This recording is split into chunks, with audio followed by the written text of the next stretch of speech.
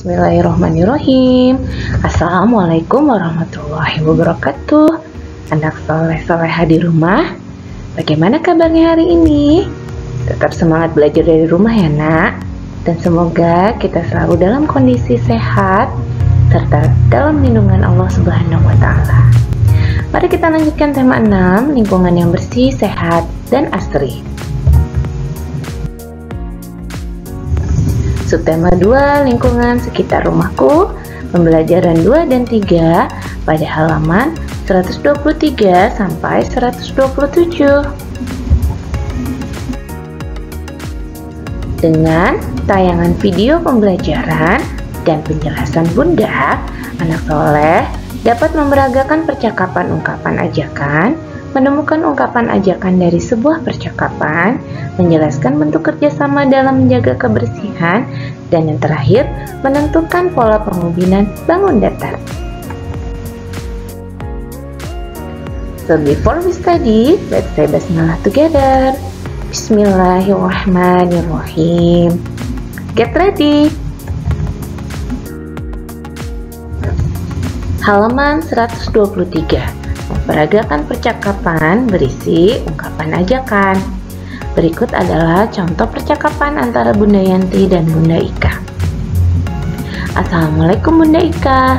Waalaikumsalam Bunda Yanti. Lagi ngapain? Ini memperhatikan halaman kita. Ternyata kotor sekali hari ini Bun. Bagaimana kalau kita bersihkan Bunda? Oh betul, mari kita bersihkan Bun. Oke. Yang ada pada tayangan adalah contoh ungkapan ajakan dalam percakapan. Nah, anak soleh, ungkapan percakapan ini bisa dipraktekkan.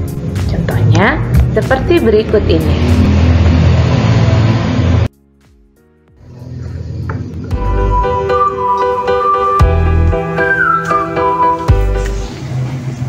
Assalamualaikum Bunda Ika. Waalaikumsalam Bunda Yanti. Lagi ngapain? Ini memperhatikan halaman kita, ternyata kotor sekali hari ini Bun. Bagaimana kalau kita bersihkan Bunda? Wah betul, mari kita bersihkan Bun.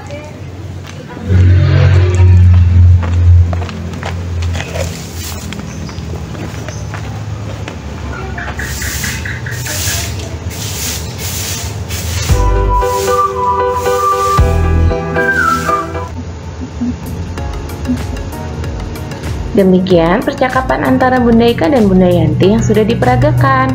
Ada kalimat ajakan ya yang diucapkan oleh Bunda Ika, yaitu mari kita bersihkan Bun. Kita lanjutkan halaman 125 ya nak, yaitu menemukan ungkapan ajakan. Perhatikan dua gambar berikut ini. Gambar yang pertama, Nina mengajak Deli membersihkan taman. Gambar yang kedua, Nina mengajak Adi membuang sampah. Coba anak soleh belajar untuk menuliskan ungkapan ajakannya sesuai dengan situasi dan gambar yang diberikan. Bunda beri contoh ya. Yang pertama, ketika Nina mengajak Deli membersihkan taman, kalimat ajakan yang bisa diucapkan adalah, ayo kita membersihkan taman. Gambar yang kedua, Nina mengajak Adi membuang sampah. Kalimat ajakannya, Adi, mari kita buang sampah. Jadi, kita menentukan kalimat ungkapan ajakan sesuai dengan situasinya. Kalimat ajakan atau ungkapan ajakan bisa juga menggunakan kata-kata ayolah, marilah, hendaknya. Jadi selain kata ayo dan mari bisa menggunakan 3 kata yang Bunda sudah sebutkan tadi.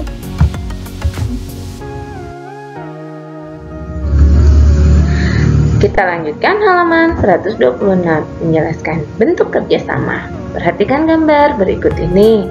Wah, mereka sedang bekerja bakti, membersihkan lingkungan sekitar rumah.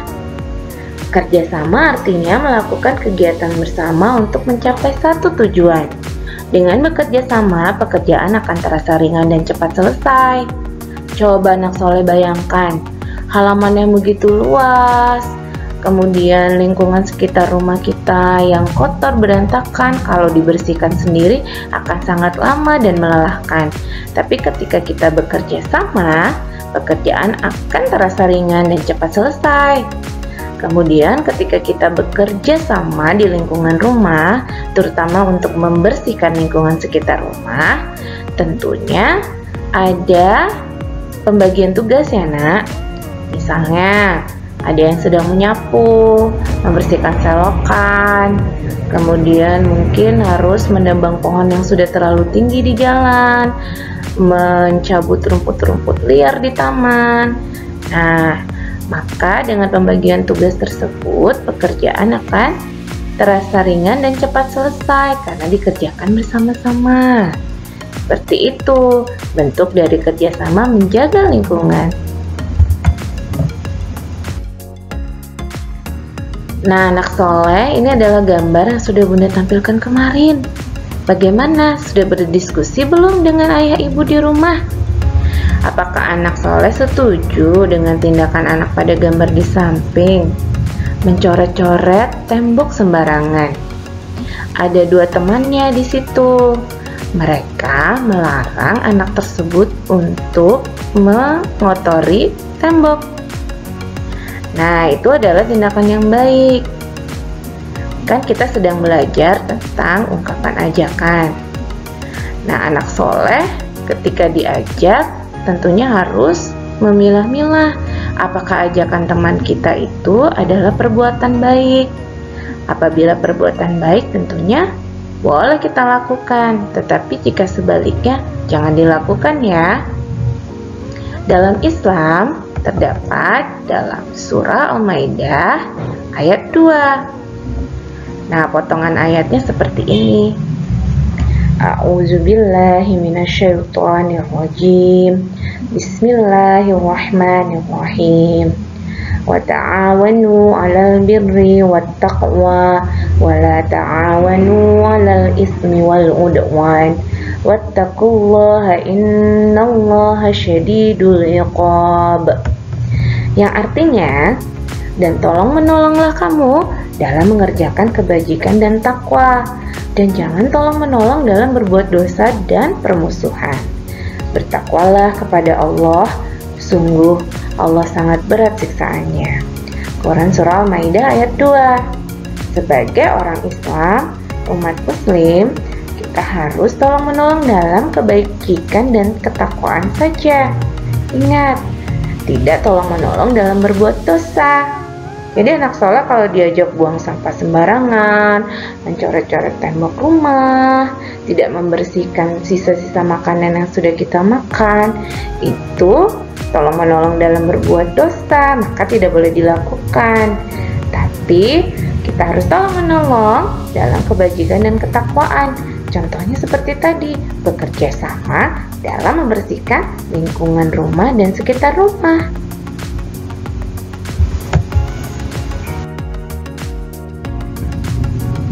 Ayo anak soleh tetap semangat ya. Kita melanjutkan halaman 127. Menentukan pola pengubinan bangun datar. Anak soleh masih ingat apa itu bangun datar?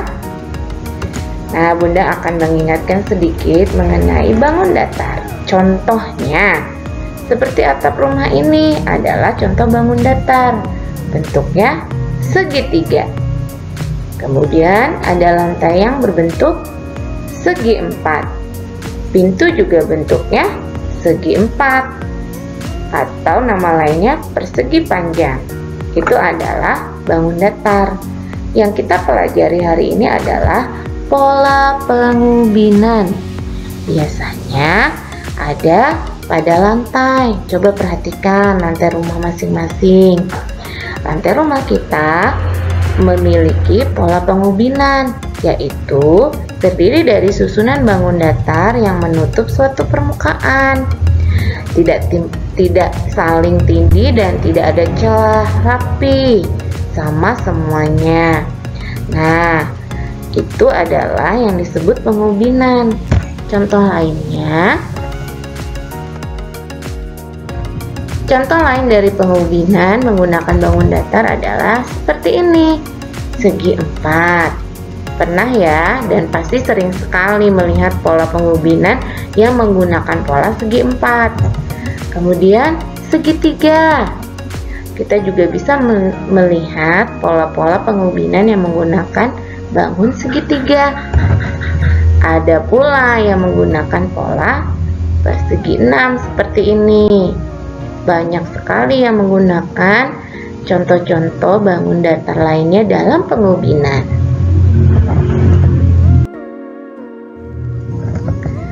Demikian pelajaran kita hari ini.